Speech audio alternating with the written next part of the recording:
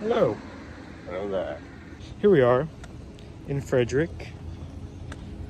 As you may know, we ended up being stuck in the Maryland area for a while because we sprang a leak in our oil. So now we are walking from Jason's house to the mechanic. Hopefully the van will be fixed today. And we were just reminiscing a bit about our time in Frederick here. It's a quaint little town. Not so little, and yet not sort so of little. feels little. Yeah. It's very interesting. Joe was just saying, people still are living here to some degree in terms of like there is actual community and life. People walking their dogs and doing things, and lots of nice like things. young people about and having children and lots of things like that. Yeah, slightly more urban environment, playground. In certain circumstances, I would not want to be in a more urban place. But for the time being, this is a pretty cool place. Yep.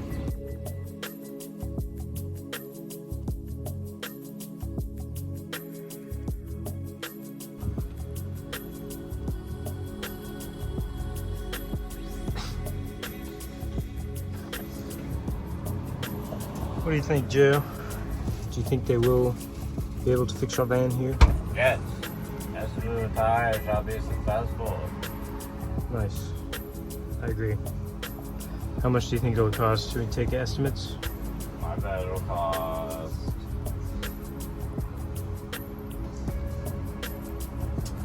Well, I'm a bit... 1,333. Yeah, or 1,500. We shall see. Hopefully not that much. We've been stuck in Frederick. Not the worst place to be stuck by any means. Pretty cool place. Cool people. We were waiting to get our van fixed because there was an oil leak. And now the van is fixed. Perhaps we should say something about that. Well, to read this, he said, what did he say the problem was? He said the oil filter gasket. Oil filter housing. Yeah, housing gasket was installed incorrectly. We have fixed the van, and by we, I mean the wonderful people at Mr. Tire in Frederick County, Maryland, where it is currently like 100 degrees. It's really hot, like sweltering, and they fixed it. Wonderful. Complimentary tire rotation with oil change. I don't think they did that. You don't think they actually rotated the tires? I wouldn't be surprised. It sounded like they hooked us up.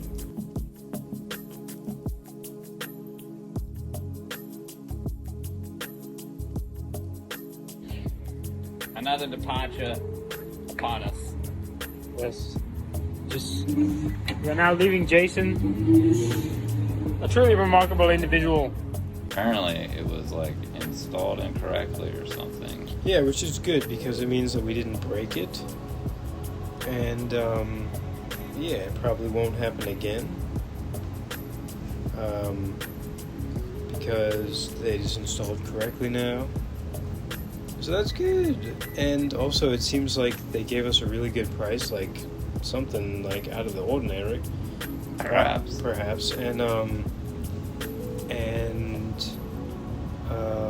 That they may have even done a couple other things. Basically, the van feels a little better, more good, and that's good. So now we drove the van from there to Teri's house. Teri's sleeping right now. We're outside. We're on Teri's porch. We were just talking with Ron.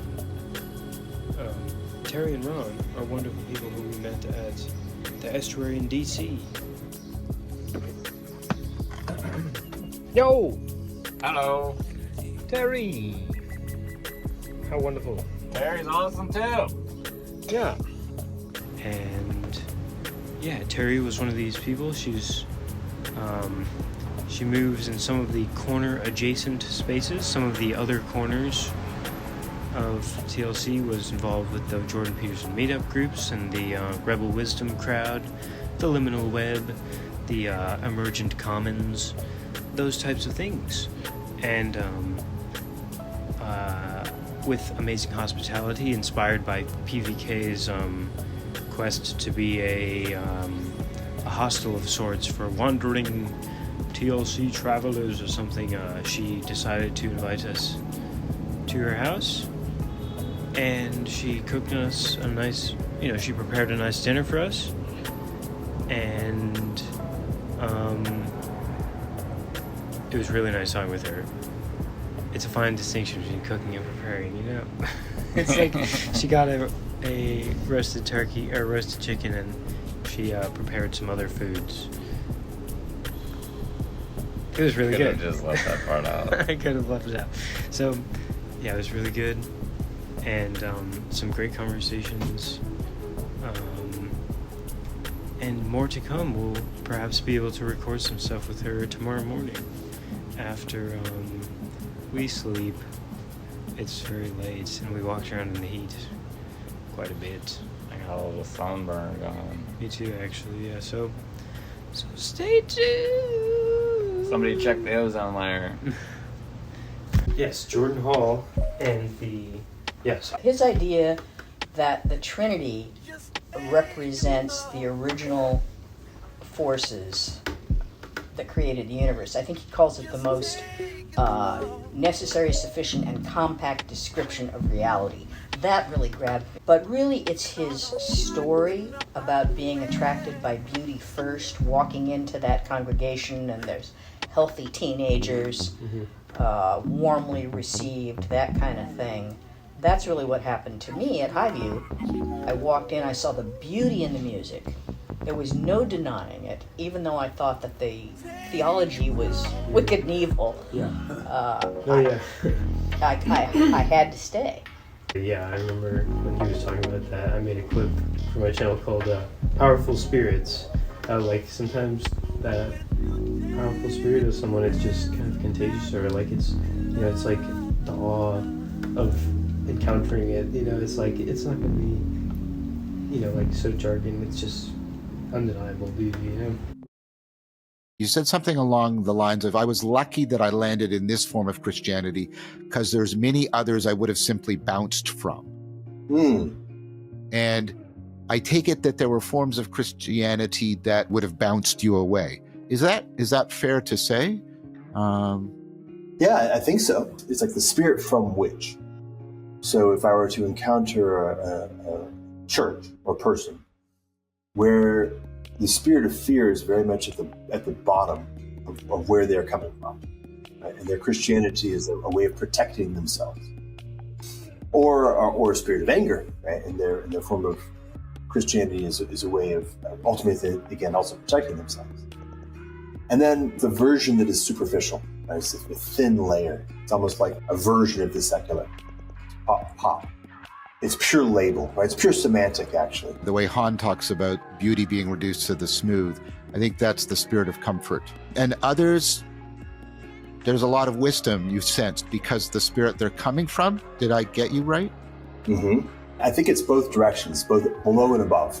From the point of view of emergence, the spirit that is motivating, or spirit that is coming from the individual, from the multiplicity and bringing them together. And then from the point of view of emanation, the spirit that is pulling them into communion. If we think about like the spirit of Mammon, the spirit of Mammon participates in a particular communion, which gathers together a multiplicity driven by greed and pulls them into a communion, which is ultimately dominated by the characteristics of Mammon.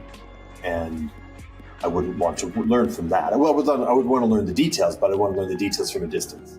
So what was the spirit from that you sensed in the church from which you did not bounce? That spirit of wholesomeness. The spirit of aliveness together with people in the ordinary characteristics of human life. It's like rich soil with multiple different kinds of like rhizomes and bacteria that are richly interwoven with each other. The other one that I just noticed was that the presence of the transcendent, palpable presence. Right? It's not the transcendent out there.